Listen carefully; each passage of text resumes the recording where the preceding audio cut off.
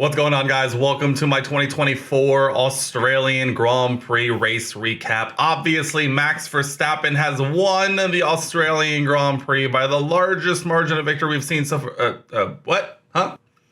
What? Oh, this is the predictions video, not the race recap? Oh. Let's try that again. What's going on, guys? Welcome back. Today we're going to be doing predictions for the Australian Grand Prix. I hope you enjoyed my little skit there. I really enjoyed doing it. But we're going to be making our predictions for what's going to happen this weekend down under in the shores of Melbourne, Australia, around Albert Park. I think I'm very excited for this. Obviously, F1's been gone for 2 weeks now. Can you believe it? After two back-to-back weekends, a nice little week off in between, and we are chilling. We're going to be making predictions for our biggest positive surprise, our biggest disappointment, our qualifying top three, our race podium, and we'll cap things off, of course, with our one crazy prediction. But before we get started, if you haven't already, hit subscribe below. We make a lot of F1 content and sim racing content as well. Leave a comment down below what your predictions are for this weekend here and what we're going to see in Australia. And of course, leave a like if you enjoyed the video and turn on notifications so you don't miss a single upload. But let's go ahead. Let's jump on into this with my biggest positive surprise. Let's kick things off with my pick for biggest positive surprise. I have gone for Daniel Ricciardo. Now, I think this could be a bit of an easy pick. Obviously, Daniel, being an Aussie himself, is going to want to perform extremely well in his home race in Melbourne. And I think after a couple of rounds to open the 2024 season, that I think probably didn't find Daniel Ricciardo or RB fighting exactly where they were hoping to on the grid. Find themselves very frustrated with where they currently find themselves. Obviously, Jeddah, both of their races, them being Yuki and Daniel, were ruined by the Haas master plan. That ended up getting them a point. And so I think RB is definitely going to want to come out on a better foot this weekend in Australia. And I think we could see a Daniel Ricciardo come in with the most focus and with the most to prove. Obviously, with Jeddah being probably one of the worst races that he could have potentially had, I think he's going to want to come out and put in a good performance this weekend, and I think he does it. So congratulations, Daniel. You are my biggest positive surprise. Moving right along to our pick for biggest disappointment. I never like doing this one, but I feel like you always are going to have the highs and you're definitely always going to have the lows. This one is going to hurt me a lot because I have gone for Haas. Haas, you are my pick for biggest disappointment this weekend. Now, let's be honest. It's been an unequivocally an unexpected success to start the 2024 season. In Bahrain, we saw a car that actually looked fairly punchy and was able to fight as a tire stint went on. And then in Jeddah, we actually saw it do well enough to hold literally a train of faster cars behind and even score points. Now, do I think we're overperforming right now? I don't know, but I'm terrified that we are. And so to cover my bases, I have picked Haas for my biggest disappointment, just based entirely on the fact that there is a reason why we predicted Haas to be 10th in the constructors going into the season and why we thought they were going to be unequivocally the worst car on the grid. Now, have they overperformed those expectations so far? Yes.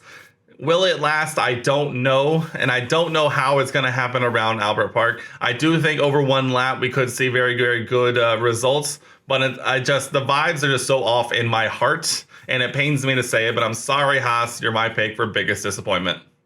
Moving things right along, we're looking at our qualifying top three, and we'll start with P1 because if it happens again, I'm literally going to rename this section the Max Verstappen Takes Pole Position Award. And so if you hadn't guessed already, my pick for pole position is obviously Max Verstappen. The RB20 is incredible. Max is driving at a level not many drivers could potentially dream of getting in their career. He's putting it on pole by basically almost as much as he wants at this point. And so Max, congratulations, you're my pick for pole position. Moving on to my second place prediction is another familiar name, Charles Leclerc. The Ferrari definitely seems to be the car most poised to fight with the Red Bull over a single lap.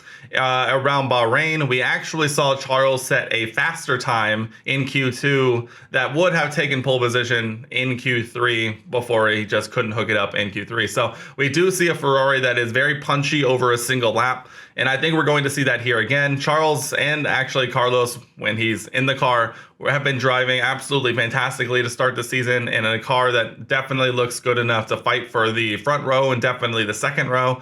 I think we'll see a very, very good qualifying from Charles once again, who definitely seems to be able to extract absolutely every ounce from that SF24 in over a single lap. So Charles, you're my pick for P2.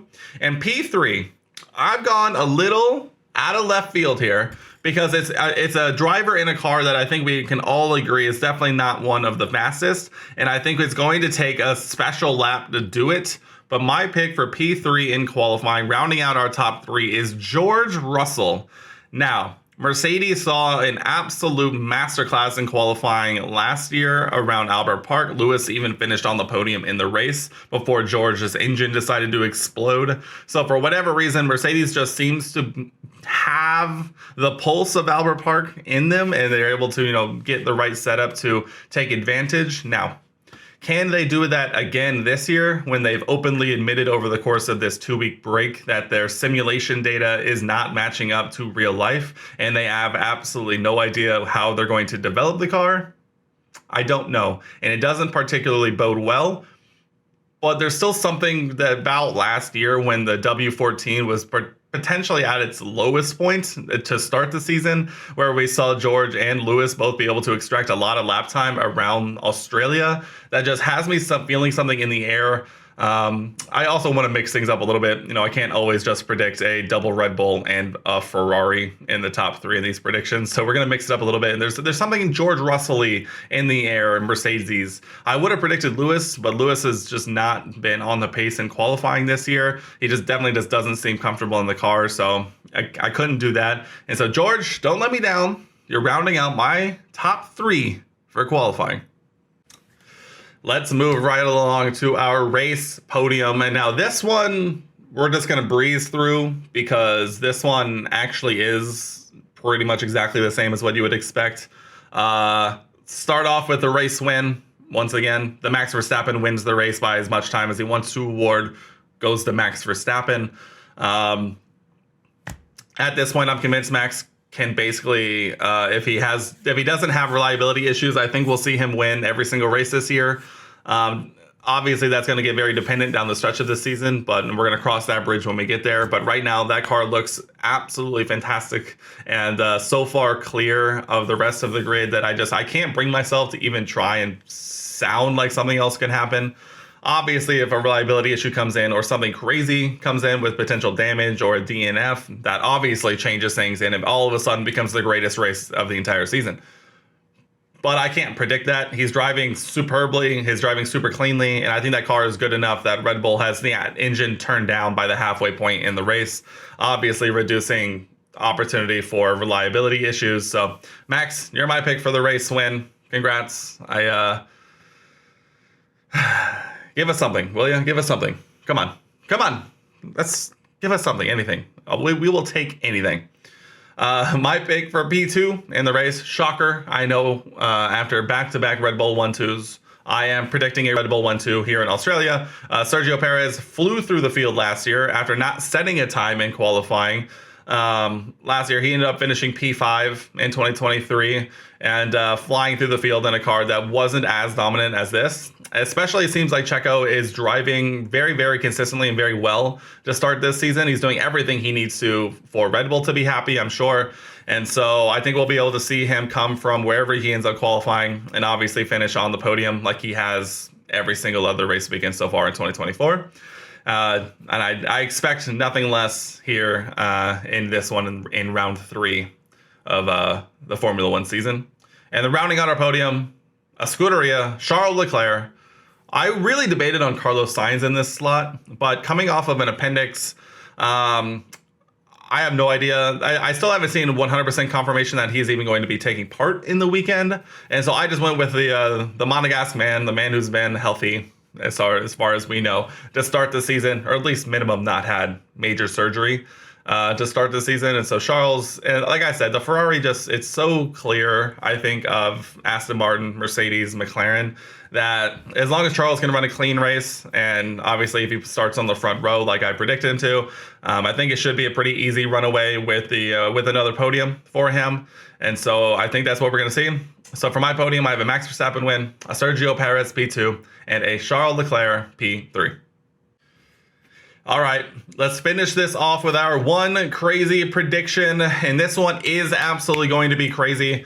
I am predicting that we will see a battle for the lead within the last 5 laps. Now, that doesn't mean we're going to get a new winner, but I do think we are at Albert Park, and if last year has anything to go off of, crazy things happen in this race. All it takes is one minor moment from a midfield driver, bring out a little cheeky safety car, everyone dives into the pit lane, fresh set of softs, absolute insanity, and we're getting a battle all the way to the finish line.